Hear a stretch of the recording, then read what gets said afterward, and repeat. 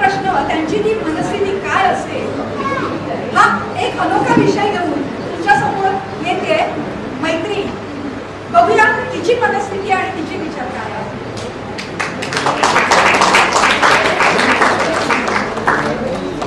नमस्कार मंडळी. बरं झालं आज तुम्ही सगळे इकडे उपस्थित आहात. सगळे म्हणजे वेगवेगळ्या फळीतले हो. फळीतले म्हणजे मराठीमध्ये वेगवेगळ्या जनरेशन. आता तुम्ही म्हणाल या चिमुरडीला प्रत्येकाशी काय बरं बोलायचं असेल. हो, बोलायचंय. अहो विषयच तसा आहे. प्रत्येकाच्या जिव्हाळ्याचा, जवळचा, उपयोगाचा. आजकाल त्याच्याशिवाय आपण राहूच शकत नाही. सांगा बरं काय. बरोबर, परफेक्ट.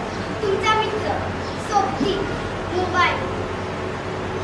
पण आमचा मात्र तो शत्रू आहे ना, असं मोठ्या मंडळींकडनं सांगितलं जातं. म्हणजे या मोठ्या मंडळींना मोबाईल वापरायची परमिशन आहे, पण आम्हाला हल्लीच्या आया बघा, पोरं जेवत नसली की मोबाईलवरती कार्टून लावून देतात आणि भरवतात. ते बरं चालतं. बरं, आम्ही काही बोललो तर म्हणतात आमच्या वेळी आम्ही मैदानी खेळ खेळायचो. अरे हो बाबा, पण तेव्हा मैदानं होती. काय तर म्हणे पूर्वी पहाटेची सुरुवात कोंबड्या आरवल्याने व्हायची आणि आता अलार्म सेट केला की झालं. मग कोंबड्याच काय, जगाचा कुठचाही प्राणी तुम्हाला उठवू शकतो. तसं हल्ली आमच्या आजीला रेडा उठवतो.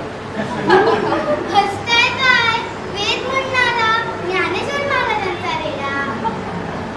बोलायचा मुद्दा हा, बाकी सगळ्यांना उठवायला हा अलार्म आहे, पण मला आता उठतेस की कपाड्यात नाक घालूस.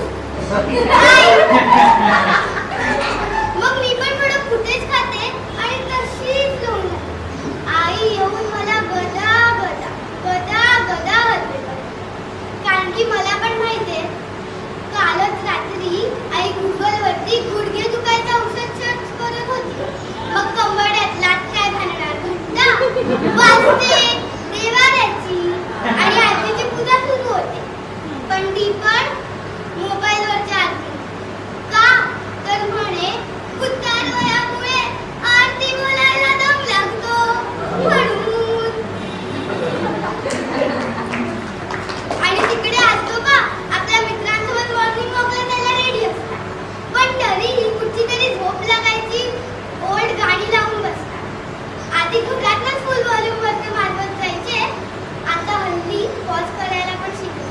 कोणीतरी आजूबाजूच्या लोकांनी ना कंप्लेंट केली असेल ना झोप काय. मग तिकडे आई